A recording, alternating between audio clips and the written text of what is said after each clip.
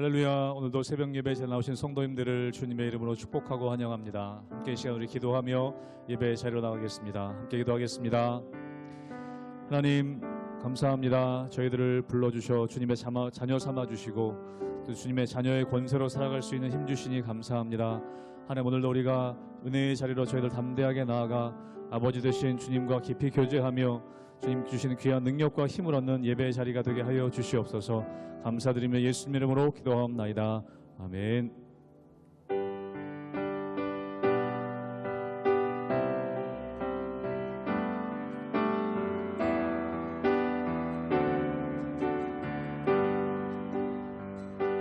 나 주를 멀리 떠났다 이제 옵니다.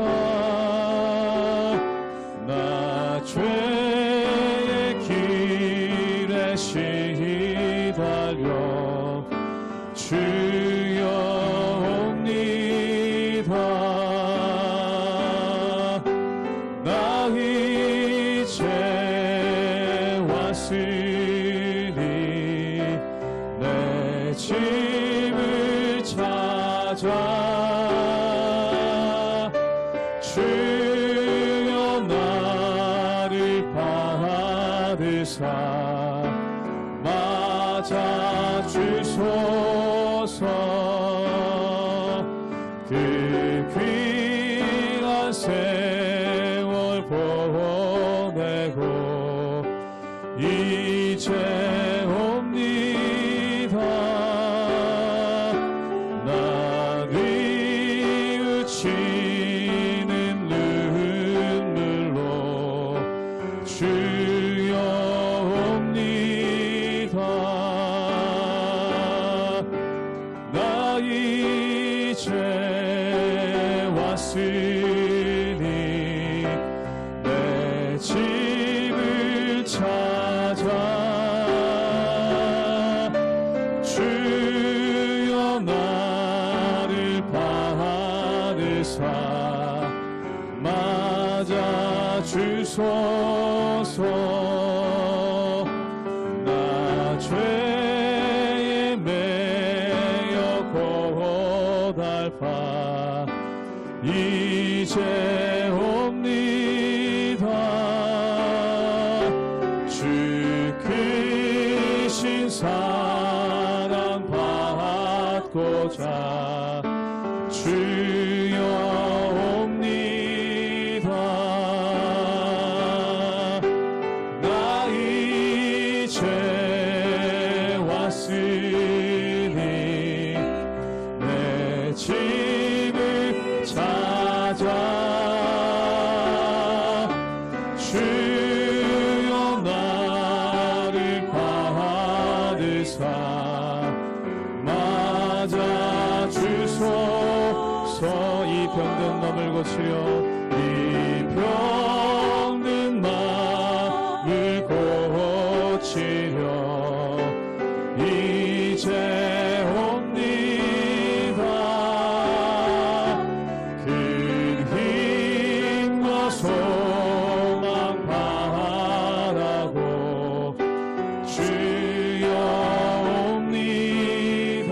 나 이제 왔으니 나 이제 왔으니 내 집을 찾아 주여 나를 받으사 맞아 주소서. 나 이제 왔으니 나 이제 왔으니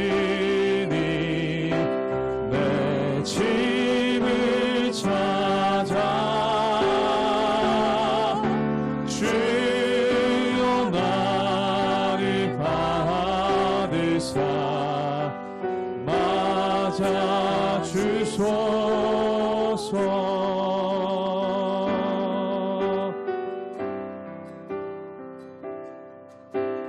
아버지 사랑 내가 노래해 아버지 은혜 내가 노래해. 그 사랑 변함없으시 거짓없으시 성실하신 그 사랑 상한 갈 때 꺾지 않으시네. 꺼져가는 등불 끄지 않는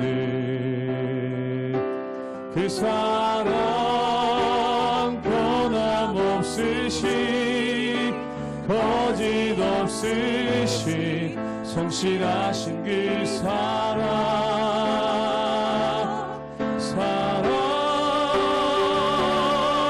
그 사랑 날 위해 죽으시 날 위해 다시 사시 예수 그리스도 아시오시 그 사랑 죽음도 생명도 천사도 하늘의 어떤 권세도 끊을 수 없는 영원한 그 사랑 예수. 아버지 사랑 내가 노래해. 아버지 사랑 내가 노래해. 아버지 은혜 내가 노래해. 그 사랑 변함없으시 거짓없으시 성실하신 그 사랑 상한 갈 때 꺾지 않으시네. 꺼져가는 등불 끄지 않는 그 사랑 변함없으시 거짓없으시 성실하신 그 사랑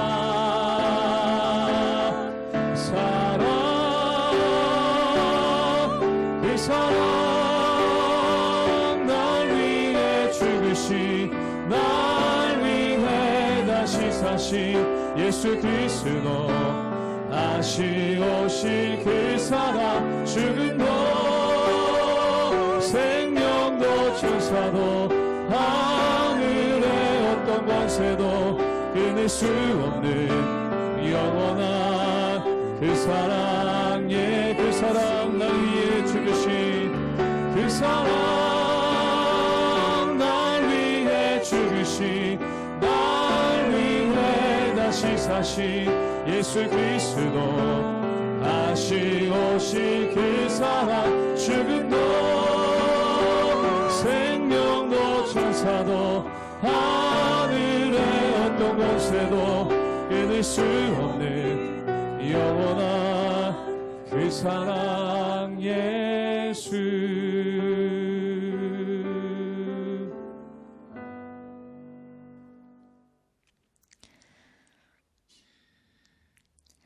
할렐루야. 오늘도 하나님 말씀 앞으로 나온 여러분들을 환영하고 축복합니다. 여러분, 우리가 사는 세상에는 늘 두 세계가 공존합니다. 선한 세계와 악한 세계입니다. 지혜가 있으면 미련함이 있고 즐거움이 있으면 슬픔이 있습니다. 분노가 있으면 기쁨이 있습니다. 세상은 이렇게 두 가지 세계가 함께 공존해서 흘러갑니다. 사람들은 이 세상에서 흘러가는 대로 또 살아갑니다.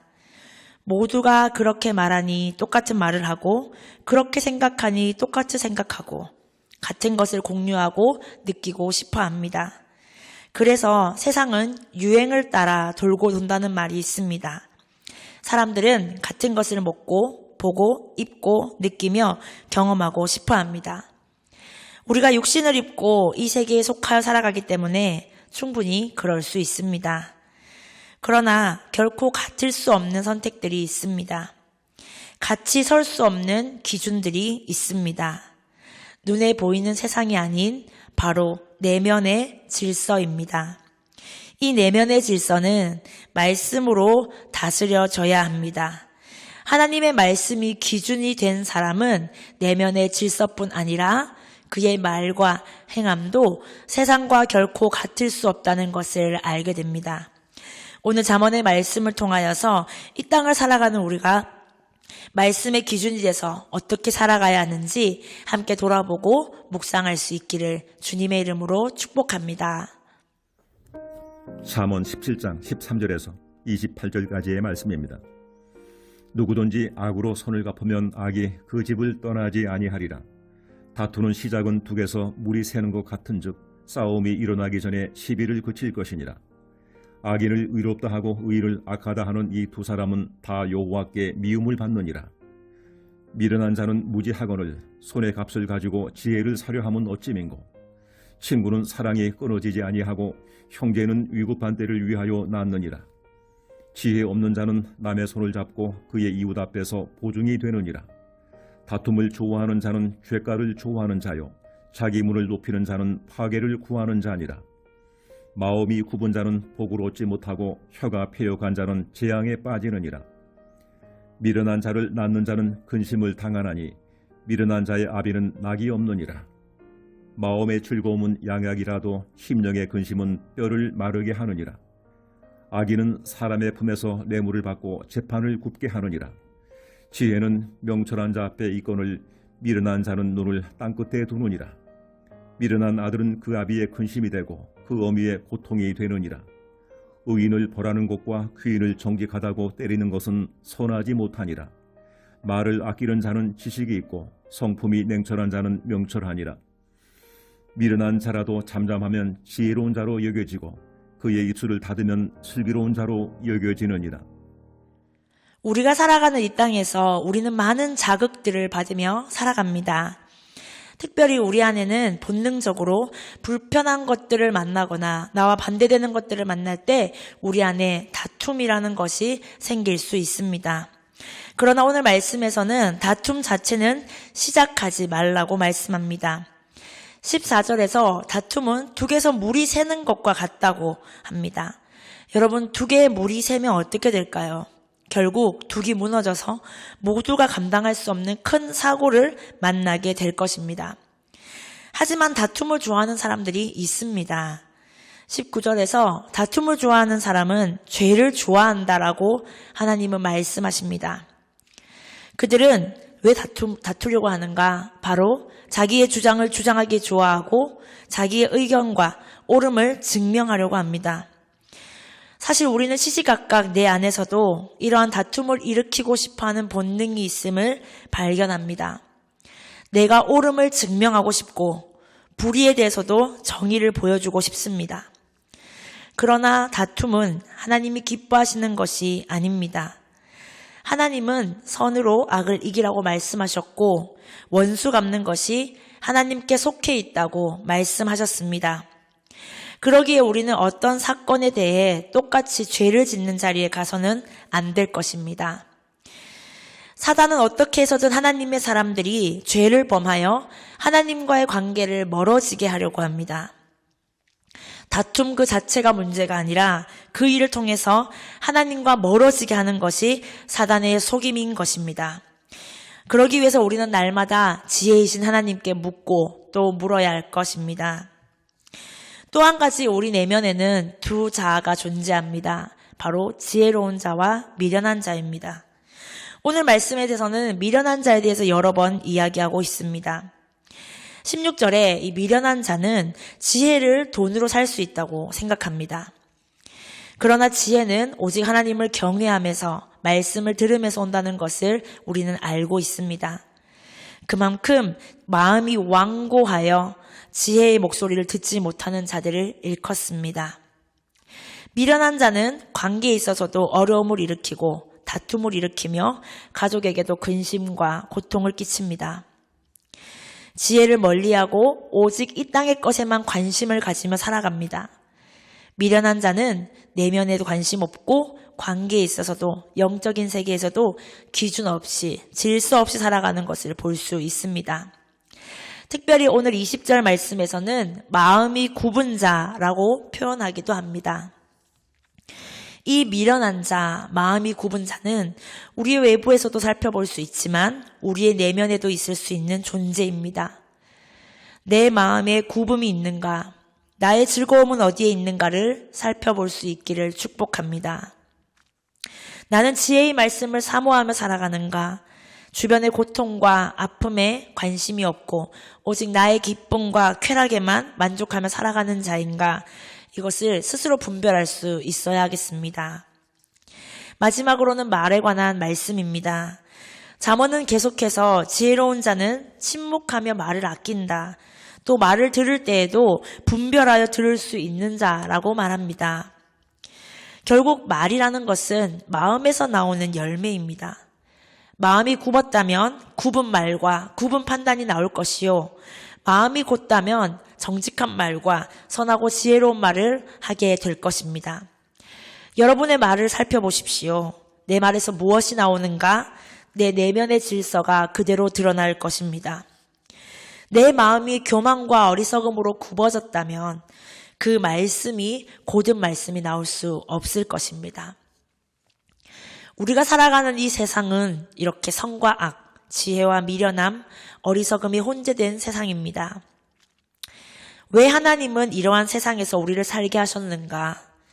하나님은 선하신데 그분이 만든 세상에는 왜 이런 선과 악이 존재하는가? 왜 지혜와 어리석음 사이에 우리는 살아야 하는가? 때로는 이러한 질문들을 하게 될 때가 있습니다. 하나님은 선하시고 능력이 많으신 분이시지만 우리로 하여금 어려움을 겪게 하시고 다툼을 만나게 하시고 미련한 자를 통해 깨달음을 얻게 하십니다. 그럴 때마다 우리는 하나님 앞에 다시 질문해야 합니다. 내가 하나님을 믿는 것이 과연 하나님이 주시는 선에 대해서 믿는 것인지, 내가 원하는 선을 이루기 위해서 믿는 것인지 돌아보아야 합니다. 그리고 사단은 우리의 이러한 마음을 잘 이용하여 교만의 자리에 앉게 합니다. 내 기도 제목과 내 주장이 존중받고 열매를 맺을 때 하나님은 선하시다고 고백할 때가 많습니다. 그러나 내가 기도한 대로 되지 않고 내가 소원한 대로 이루어지지 않을 때 하나님은 어디 계시냐고 물을 때가 참 많은 것을 보게 됩니다. 그러나 하나님은 이 부조리한 세상에서 항상 우리가 원하는 대로 인도하시는 분이 아니라는 것을 우리는 잘 알게 됩니다.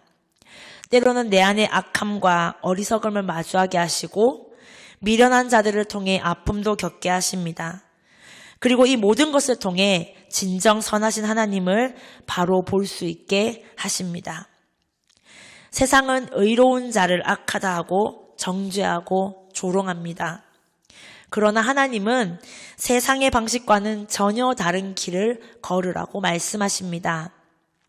제일 먼저 그 길을 걸어가신 분이 바로 우리 예수님이십니다. 예수님이 십자가에 못 박히신 사건은 의인을 악하다 정죄한 사건입니다. 예수님뿐만이 아니라 수많은 복음을 전한 사람들이 박해를 받았습니다. 그러나 성경은 오히려 그들에게 기뻐하고 즐거워하라 말씀하십니다. 세상 사람들은 악을 악으로 갚습니다. 그러나 하나님의 사람들은 악을 선으로 갚습니다. 하나님의 사랑을 세상에 보여주는 사람들입니다. 오늘 여러분의 말과 행함은 여러분의 내면의 질서와 기준을 보여줍니다. 여러분의 내면이 하나님의 말씀과 예수님의 사랑으로 기준이 세워져 있다면 세상과는 다른 말, 세상과는 다른 행함이 나올 줄로 믿습니다. 오늘 우리의 내면이 하나님 나라로 세워져 있기를 축복합니다.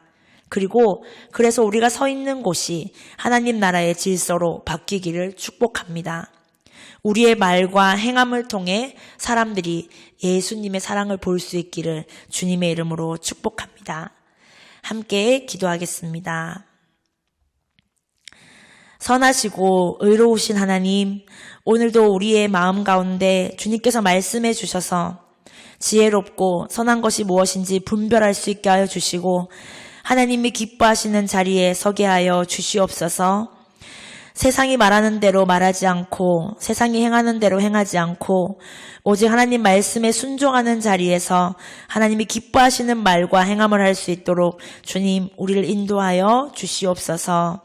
그리하여 우리를 통하여서 세상이 예수님의 사랑을 알게 하시고 빛과 진리와 생명이 되시는 하나님 나라를 경험하게 하여 주시옵소서. 예수 그리스도의 이름으로 기도드렸습니다. 아멘.